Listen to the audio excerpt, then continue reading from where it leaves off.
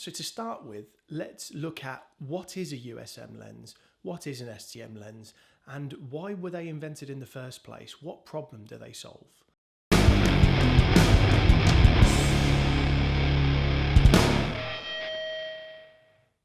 USM stands for ultrasonic motor, and essentially it's a quieter version of the original direct drive or DC kind of focusing system. Let's get an original nifty 50, well, the Mark II, and let's have a listen. So yeah, quite noisy. When it's focusing, when the autofocus is happening, it's really kind of jarring, and you definitely couldn't record video using it. If you wanted to use the on-camera sound, you would need to have the camera miles away and a different audio source to be able to use that lens if you were going to record video. But it's also kind of just an annoyance for if you're taking portraits or you're doing wedding photography especially. You don't want that really loud autofocus noise. It can be something that just takes a little bit of the sparkle off the day.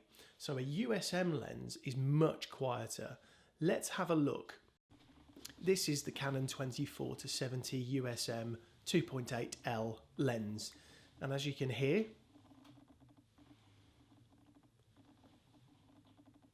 the autofocus is quieter, but it's still not completely silent.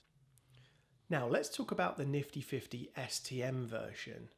It stands for step up, stepping, stepper, motor, whatever it stands for. It is the quietest autofocus lens that Canon does on a consumer product. As you can hear or not hear from the camera audio, there is almost zero sound that is coming from that focusing. There is something also really important, especially if you're a videographer, to understand the difference between USM and STM.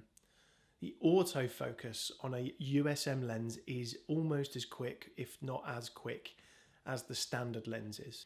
Whereas the STM lenses are a bit slower, a bit smoother, and actually for videography, it's not as jarring. So which lens is right for you? To me, it comes down to this.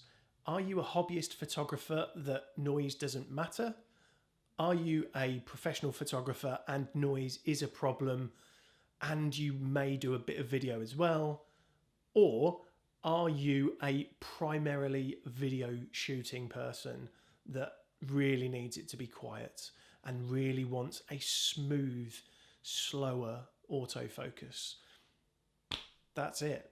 Thanks for watching, and as always, keep learning.